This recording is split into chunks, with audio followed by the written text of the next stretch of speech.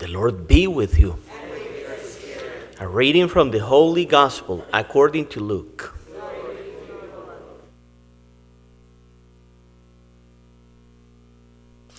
Jesus said to his disciples, "The Son of Man must suffer greatly and be rejected by the elders, the chief priests, and the scribes, be killed, and on the third day be raised."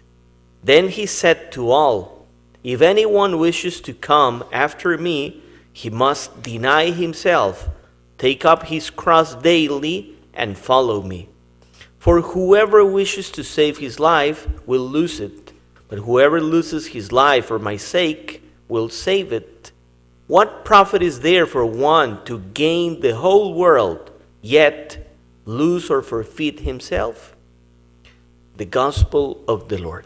Praise to you, Lord Jesus Christ.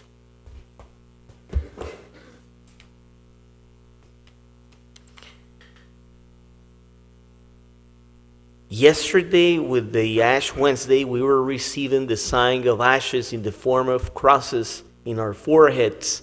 And it was the beginning of Lent with something that it is presenting the first reading today with Moses. And it is the participation of a personal desire. So yesterday, with your personal desire, with your free will, you were coming to receive those ashes. It was not the priest imposing that on you, like you have to. No, you come, you walk, you make your line, you bow your head, you receive your cross, and it is a sign of a beginning, a sign of a will that wants to take the daily cross that we are saying today in the gospel. So it all starts with the desire to conversion, to get better, to review the life, to do exercises, to get your will a little bit stronger. And today, the Lord will set the three conditions that they are a total blessing because it is a company that He is providing for us. So He says, so you make the decision to follow me. Your will, it's making a decision to follow Jesus Christ. Then you need to see three steps that He proposes in that gospel. The first one, it is going to be a fight against yourself. It is the first part. He says, you must deny yourself. And we test that daily. You can review in many of the things that happens to you. You want to do something. You want to answer something. You want to do an action. You want to do an omission. But you know that that is not what God is expecting. It is what you would like to do, but it is not convenient for the salvation of your soul. What happens? The first part of the Lord, deny yourself. For example, things like this. You are in a banquet, and the person in front of you takes the big piece of meat, right? The good one, the juicy one, the one that you were expecting. What happens to you? You start thinking a lot of things, right? Like, I'm going to steal that one later, right? Or something like that. It starts popping. So what comes to you? Okay, not a problem. I take the next one. You deny yourself and you don't make a scandal out of that. Maybe we could go even to the driving the car. You're driving the university here, coming to the Johnson, and you see a person that he likes to drive in reverse, right?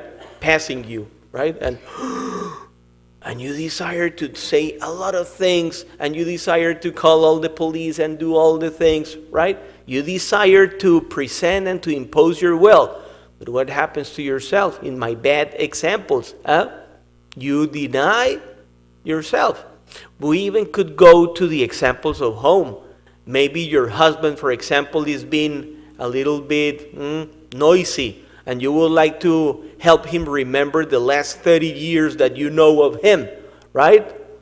And you know that it is not convenient. Why are you going to fight just because he's been a little bit noisy for some seconds, some minutes? Well, if it is more than 2 hours, now you have to deny him, right? But in your case, you will go like, okay, not a problem. Why am I going to make a big deal out of things that they are common life? I start denying myself. Even, it's a lot of examples that you can take out of life. For example, prayer at night. You're tired. You don't want to pray. You just want to go back to bed and start sleeping and goodbye. But you feel that the Lord is calling you, hey, some last prayers to close your day. Maybe a rosary that it is a little bit tough at that time. What's going on with you? You are denying yourself, but denying with one purpose, the purpose of praising and getting closer to God. That is the call of the Lord. You want to follow me? First, deny yourself. Get closer to me, denying yourself. The next step that the Lord presents, and it is a path that we walk a little bit more clear in Lent, it's going to be the famous daily cross. Cross daily. So now that you deny yourself, you prepare for the trial. Because when you make a decision to love God, you will have enemies. You will have spiritual beings that they don't like you getting closer to the experience of God.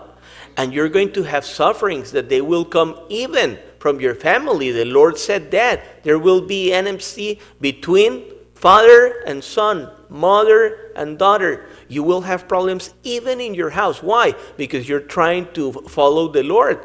And they will tell you, why you pray so much? What, Mass again? Why are you connecting? No, we don't need to help these people because they are crazy. You will get a lot of things to stop your pastoral care of others and your spiritual life that you want to have in your life. You will have daily cross. Even in your family, and let's say to the world, and let's say from the world will test you a little bit more. So, do we need to be scared of the cross? No, you need to be scared if you don't have cross. If you don't have cross, there's something wrong going on in your spiritual life because you are not being tested. And this is a life of testing. We cannot avoid that. Whoever wants to go in a bed of roses back to heaven, I don't know what heaven you're heading. But if the Lord went to the cross, we also go with the cross to him. Are we going to be able to make it? Of course. The last condition, it is the balm that the Lord is giving to all of us. He gives the last condition, and it is a condition that presents that he will be in front of you. He says, and then follow me. So remember, you want to follow me? Deny yourself, take the daily cross, and the end, the Lord says, follow me. I will say with our logic, what is the only condition that you need to follow him? The last part. You need to be behind him. Can you follow somebody if you're in front? I tell you, for example, I discovered the best Italian restaurant in Pembroke Pines. Let's go. And you go in front of me? Are you going to go to the restaurant? You will get to Walmart, who knows where. You're not getting to the place that I want to take you. You need to be in my back and following me. So the Lord is presenting that. And at the end, follow me. So why is that such a relief, such a blessing? Because whatever comes your way, it passes first through him. Like the Mass, remember? Through him and with him and in him. He has decided that anything that comes your way, he will make a granting, a permission, so it goes to purify and to help you be more holy. So we have a God that it is interested in our personal life. God that it's like the disciples of Emmaus, walking next to us. Walking next to us.